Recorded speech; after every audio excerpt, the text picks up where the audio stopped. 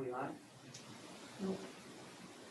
I believe we are live, but I don't believe the camera on the room is up yet. All right, good evening, everybody. Thanks for waiting patiently. We are now live on YouTube.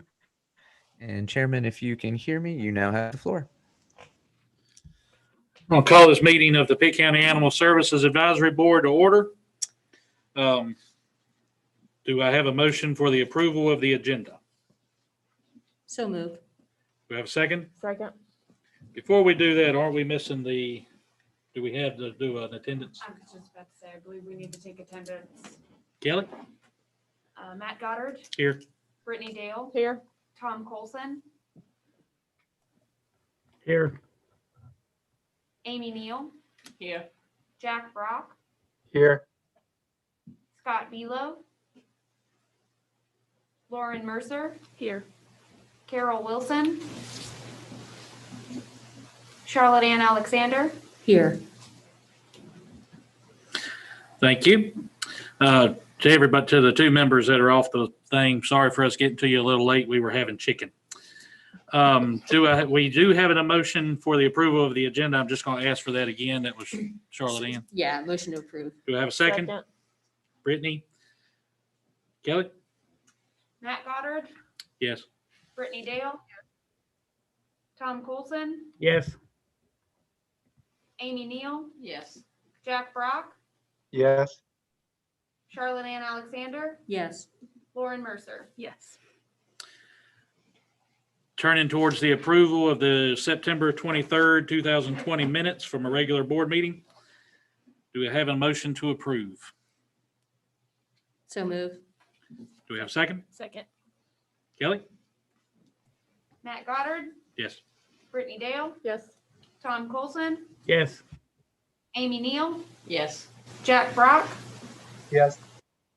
Charlotte Ann Alexander, Yes. Lauren Mercer. Yes. Turning to the approval of the Bodway lender appeal, 10/28/20. Do we have a motion to approve the minutes? Motion. Second? Kelly? Matt Goddard, Yes. Brittany Dale, Yes. Tom Colson, Yes. Amy Neal, Yes. Jack Brock, Yes. Charlotte Ann Alexander, Yes. Lauren Mercer. Yes. All right.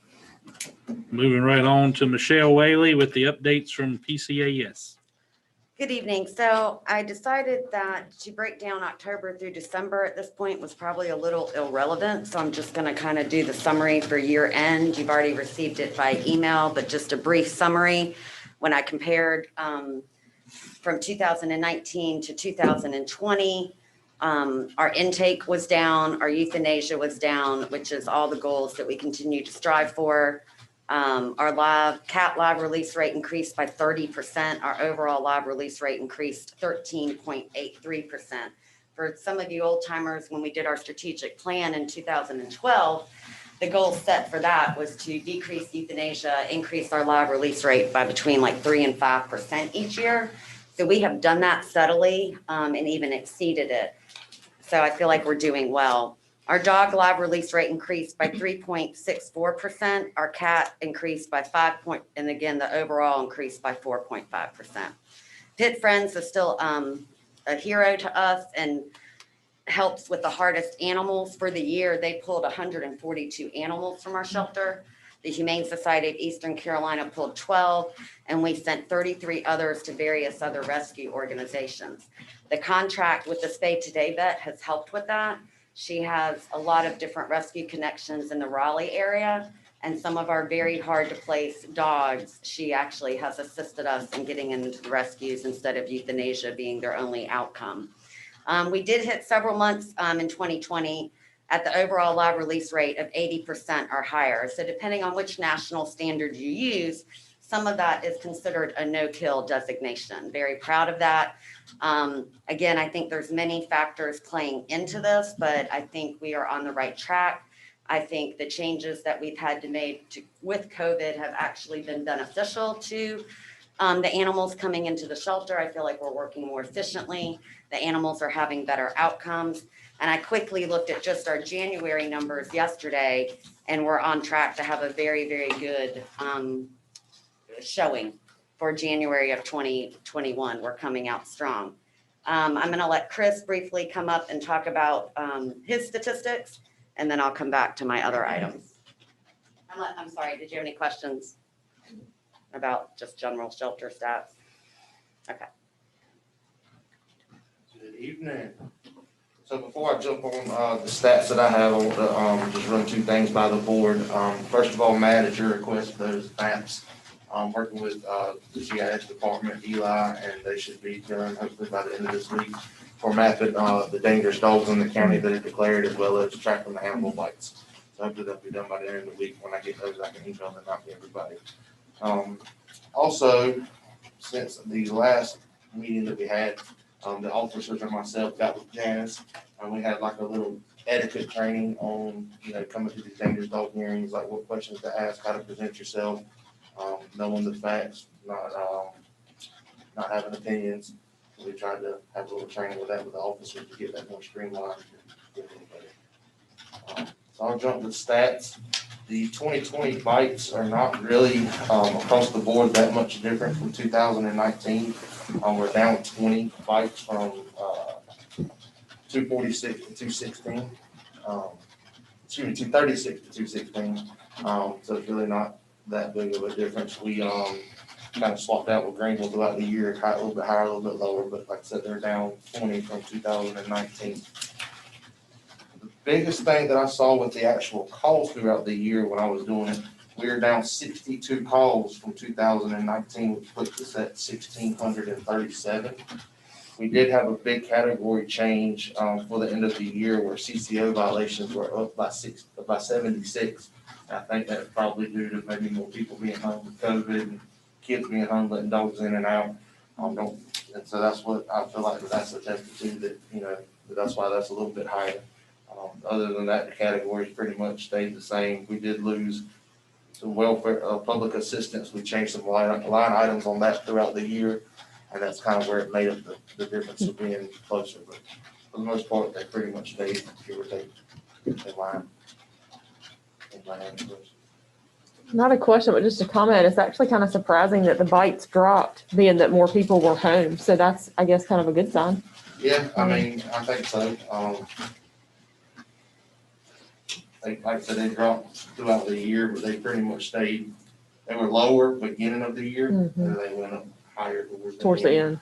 So I think we would have been real low overall if everybody had been normal.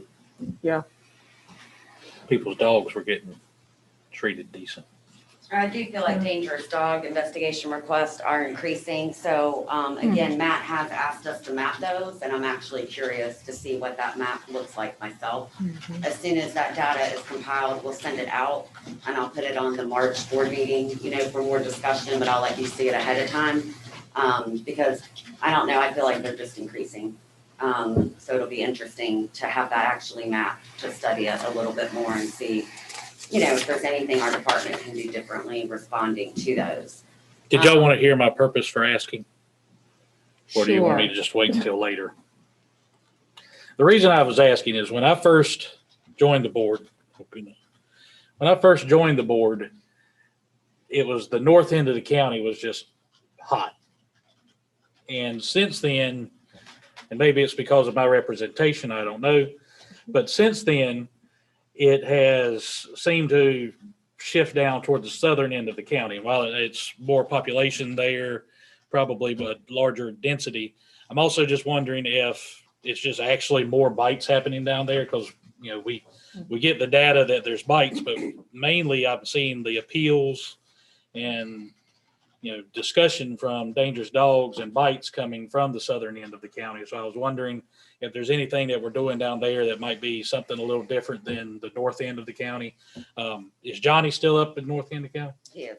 And I bring him up only because I rode with him that day. And I mean, he seemed very thorough. Did a ride along. He seemed very thorough. He checked probably 45 houses that day. I mean, I got very bored in my 4.5 hours with him.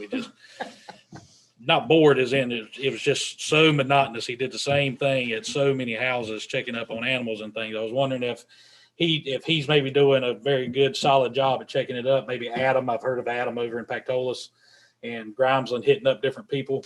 Because I know some of these people who are, I've got an ACO keeps coming by my house. I didn't know if we're being thorough there and maybe not as thorough in the south end of the county, or if there's something they're doing in the north that maybe we can transfer to the south, or if it's not even a real number thing, if it's not even a thing, it's just a perception I've got. So that was my purpose for asking. I think it's good to take a deeper look. And again, I'm quite curious myself. Just really quickly, I'm pretty honored that we have been selected by Best Friends Animal Society to participate in a pilot project. It's really going to be a lot on Chris and the officers, but we're 3 in the nation that they've chosen. They chose Pitt County Animal Services, they chose Abilene, Texas, and then the Kansas City Pet Project. So for little Pitt County to be asked to be part of this pilot project, I was pretty flattered. They're looking at launching a new app that officers would use. So it is going to be a budget impact that I will ask in my next year budget request, because my officers literally have, I think, 1970 flip phones. They do need smartphones for this. I have requested our MIS department to upgrade their phones to smartphones. I feel like that I can absorb that cost. And the real quick concept of it, and they're going to try to launch this in the next 2 weeks, so I hope I can get these smartphones switched out. The premise is you're out in the field. If you pick up a dog and impound it, the officer, it's supposed to take less than like 30 seconds. They snap a picture, the GPS coordinates, it immediately uploads, because there's 8,000 different sites for lost and found pets. And their point is the public gets confused. They might go to Paw Boost, or they might go to this website. It's going to integrate everything. So hopefully to streamline people to be able to find their pets quicker. Not only returning pets to their owners, but the ones that are impounded, decreasing the length of stay in the shelter. A lot of, using technology for the max. It also brought up when I was on a Zoom call about this pilot project, even if there's an animal that, say, an officer can't catch, they can still snap a picture of it and put the location last seen, and it'll time and date it with the geographic location. Eventually, Best Friends wants to be able to integrate this into whatever software system that Animal Services Department is using. I think the potential for this is going to be really huge and fascinating, and I'm really curious to see how it affects our return to owner rate. So I'm very honored that we're going to be participating in that. By the March meeting, Chris should be able to give a report on how that's been working. Have we seen an increase in our return to owner rates, and what we think of the app. So kind of honored for that. Did get, before the hiring freeze, our last full-time shelter attendant hired. We hired a gentleman named Aaron Holland. He is a young man that volunteered with us. So he was kind of acclimated to the shelter. Of course, when you start full-time, you get to see different aspects of our agency. Some of it is a little bit of a culture shock, but he's very quiet and soft-spoken. I will get him out of that before long, but he has done an excellent job with us, and we're happy to have him on board. I think I put this in email, but just to clarify that with COVID-19 and the Board of Commissioners, unless we have dangerous dog appeals from here on out until further notice, all meetings will have to be virtual by Zoom. You will have to log in, not from the Commissioner's auditorium. We will all have to find spaces to log in. If any board member does not have a space with that capability, we did get cameras put on our computers at work at the shelter.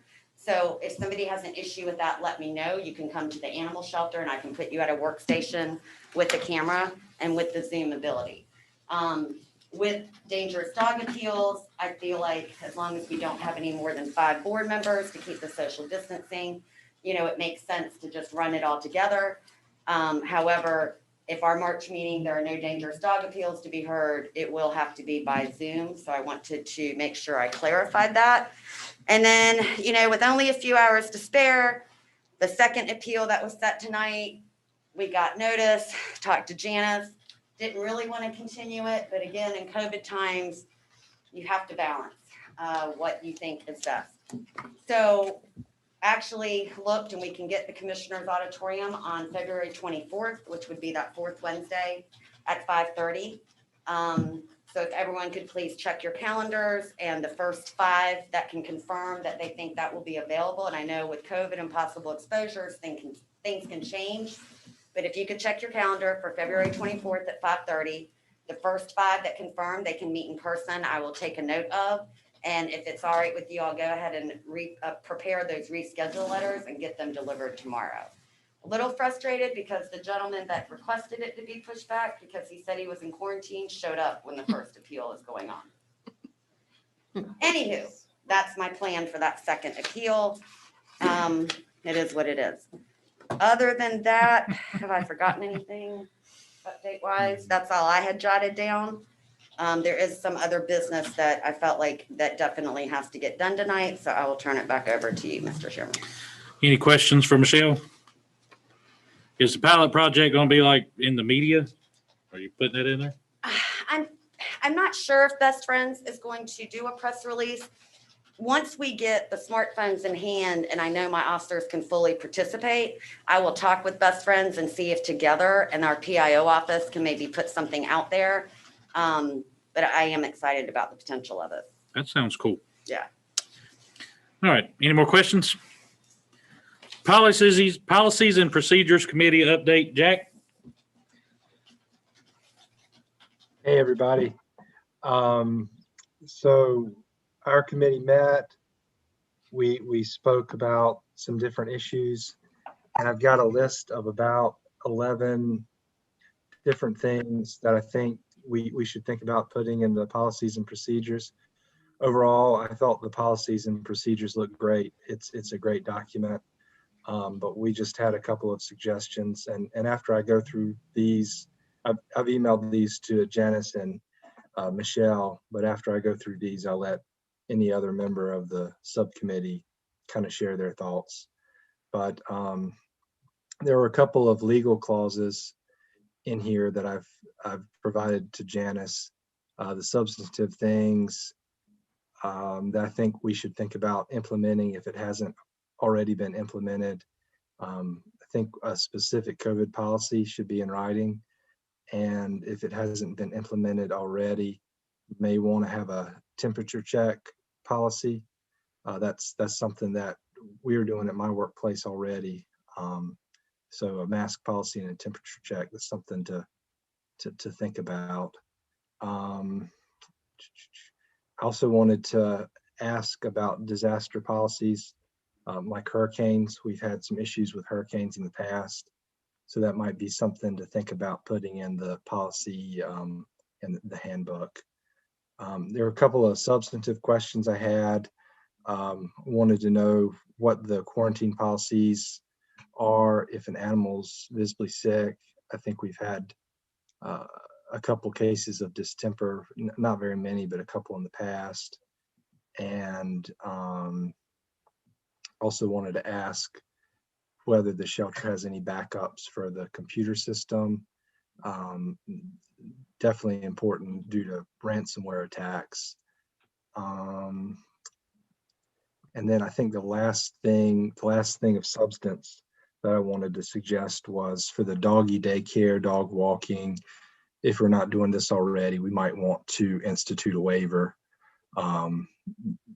for liability purposes. So that's all I've got. I don't know if any other members of the subcommittee want to, chime in. Brittany, Charlotte Ann, and Carol were all at the meeting as well. No, you got it summarized. And I will apologize. Jack did send this to me on October 15th. I found it today. I had started on it. I will get back on this and get that to that subcommittee, hopefully by mid-February, if that's acceptable. Is that good with you, Jack? Yeah, that's fine. No rush on my end. Good work, y'all. Any questions for Jack or Charlotte Ann or Brittany from the rest of us here? Okay, discussion, adoption fees, animal bites, dangerous dog.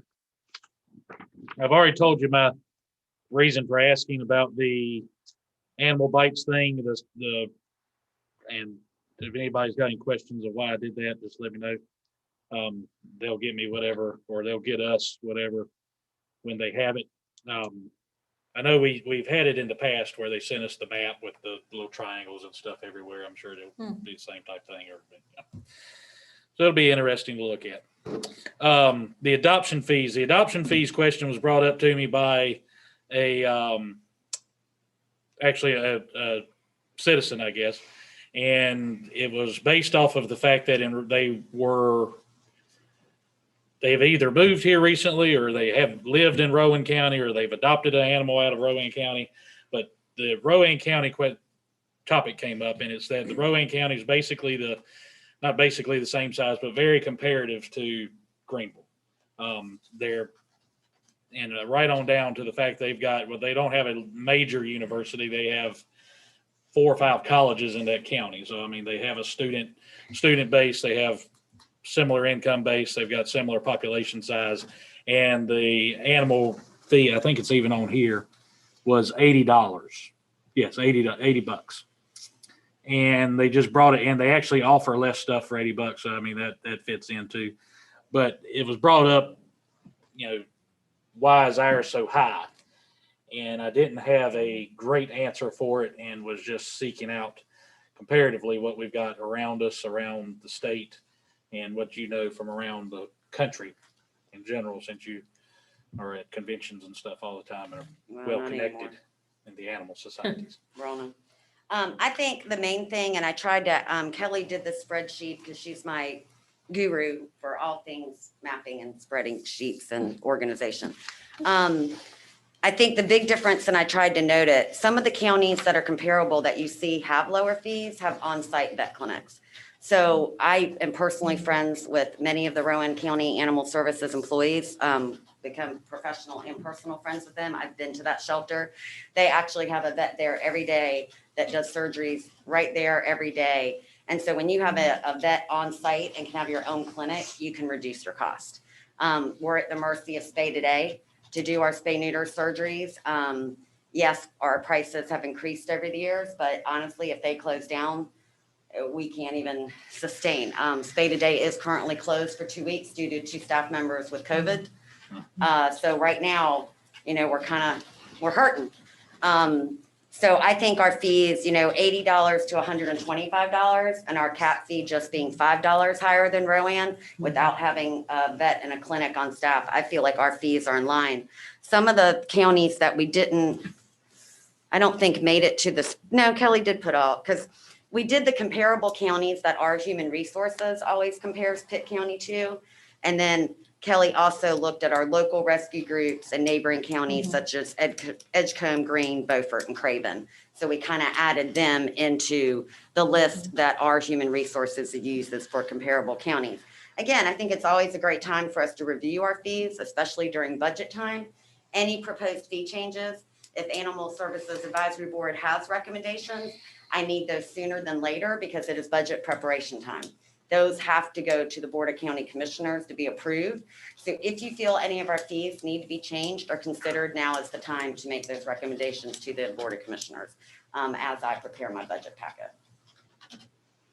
Aren't our fees the lowest in Pitt County obviously we're not competing with any other animal shelter, but among the nonprofits and animal rescue groups? We are. You will find that sometimes the nonprofits, their fee is going to fluctuate depending on medical conditions. Sure. Pitt Friends has pulled dogs that have had thousands of dollars in medical bills, and they might charge $200 and still take a loss. But what we found, a lot of the prices are online. So our local Humane Society dogs are $150 and cats are $95. Pitt Friends, like I said, their fee fluctuates depending on how much medical, but I do feel like we are right in line, especially when you look at everything that goes into the animal now, that we've evolved from pretty much doing nothing back in 2002 to pretty much now basically starting off a pet, with the basic, vaccinations, flea tick, deworming 1 round, microchip, a spay and neuter,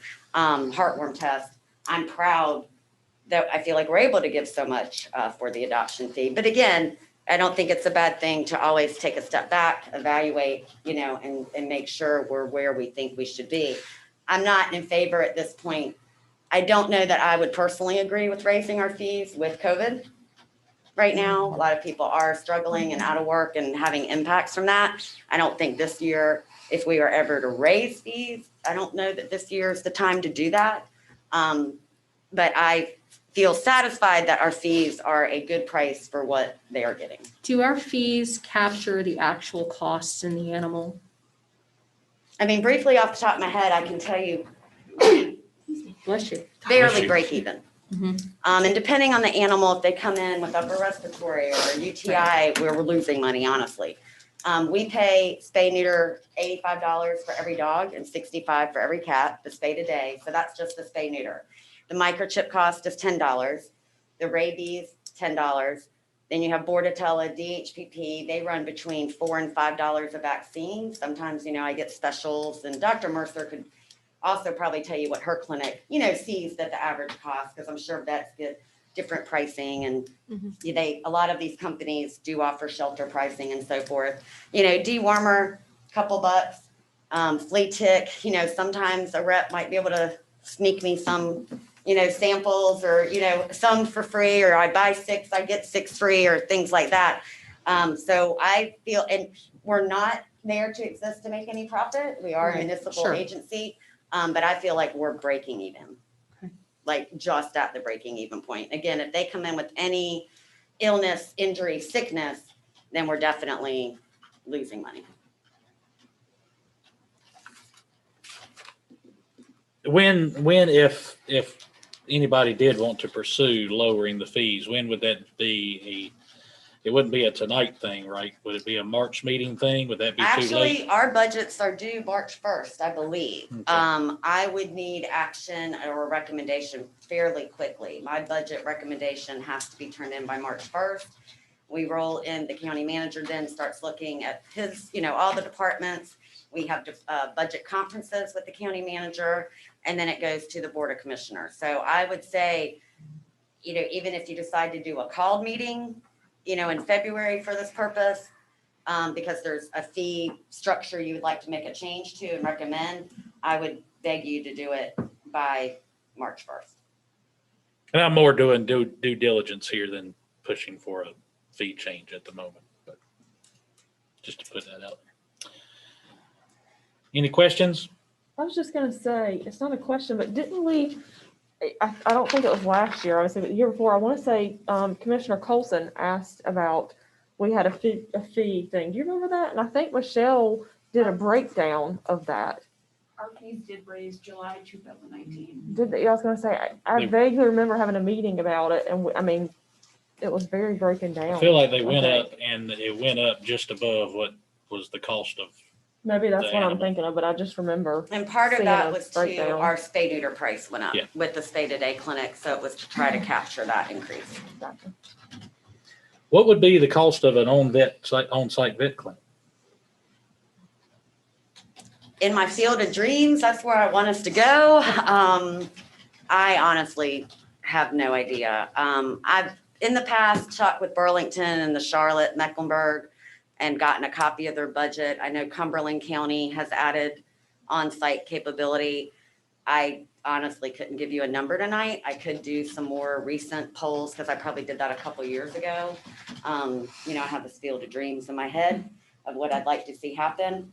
The law is changing where now, and Charlotte Mecklenburg has done this. So before, a municipal agency couldn't really have a clinic, but the law has changed, and now we can apply for a shelter clinic license, and then the vet board has to come in and inspect, I believe, just like they do a clinic. And I know Charlotte Mecklenburg Animal Services has actually gone through this process.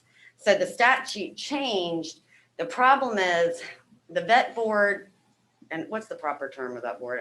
Just the North Carolina Veterinary Board. Okay, the veterinary board went in and inspected Charlotte, but the problem is the animal welfare division side of things on the state level hasn't come up with the rules.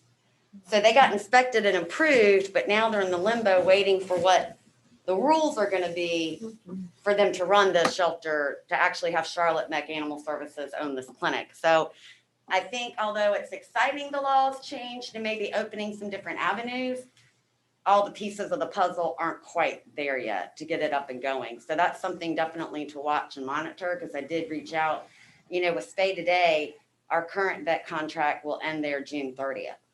And I'm terrified that if they don't get another vet in there, we're going to be in the same boat we were last year of possibly Spay Today not being able to provide what us and the community and surrounding communities need. So I definitely have been monitoring this new statute and watching what other shelters might be doing and how they're doing it.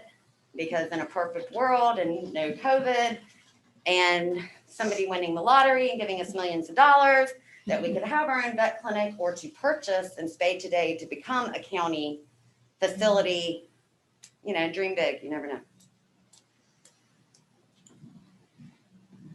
Okay. Anything else?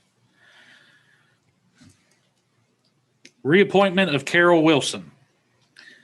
I was notified that Carol's term, if the board wishes to have her reappointed, we need to vote on that. So I can provide a letter and get that before the county commissioners. And it is my understanding that she is interested in continuing to serve. She was a 1-year thing for Correct. Don Rhodes. Correct. She took the remaining term of Donald Rhodes when he had to resign.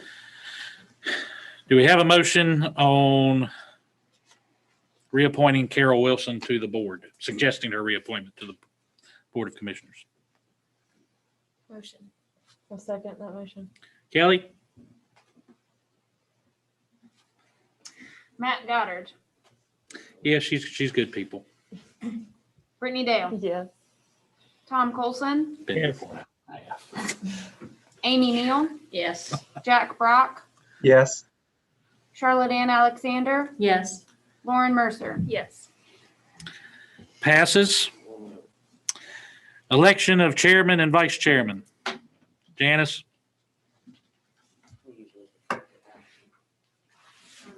Yes, thank you. It is the time of year where you need to select your chairman and vice chairman. And the process is that we take nominations. We open nominations, take nominations for chair, close nominations, and then vote in reverse order. Do the same thing for vice chair. With your permission, we'll go ahead and proceed. Mr. Chairman, I'll open the floor for nominations for the position of chair. We have a No- nomination. I'll nominate Matt Goddard. Are there any other nominations? Don't be afraid, y'all. All you. It's all you. Hearing none, we'll close nominations. All in favor of Matt Goddard for chair, please say aye. Aye. Okay, that- Oh, you sure do. I'm so sorry. Thank you. Please do. I was gonna do a no. By roll call, thank you. Matt Goddard, Abstain. Brittany Dale, Yes. Tom Colson, Absolutely. Amy Neal, Yes. Jack Brock, Yes. Charlotte Ann Alexander, Yes. Lauren Mercer. Yes. Congratulations, Chairman Goddard. And we'll now move on to the position of vice chair. I'll open the floor for nominations for the position of vice chair. Nominate Brittany Dale. Are there any other nominations? Hearing none, we'll close the floor for nominations for vice chair. Kelly? Matt Goddard, Yes. Brittany Dale, Yes. Tom Colson, Yes. Amy Neal, Yes. Jack Brock, Yes. Charlotte Ann Alexander, Yes. Lauren Mercer. Yes. And that passes unanimously. Congratulations, Vice Chair. And that concludes your election of officers for the current calendar year. Thank you, Janice. Before we adjourn, I'm going to thank Janice again because she was put through the ringer a little bit for the chicken hearing earlier. She does a great job, and I just want her to know that she does. And I appreciate her. Anyone else have anything else? Michelle, thank you. Do we have a motion to adjourn? So move. Second? Second. Kelly? Take us home. Matt Goddard, Yes. Brittany Dale, Yes. Tom Colson, Yes. Amy Neal, Yes. Jack Brock, Yes. Charlotte Ann Alexander, Yes. Lauren Mercer. Yes. Thank you all. You're adjourned. Gute Nacht.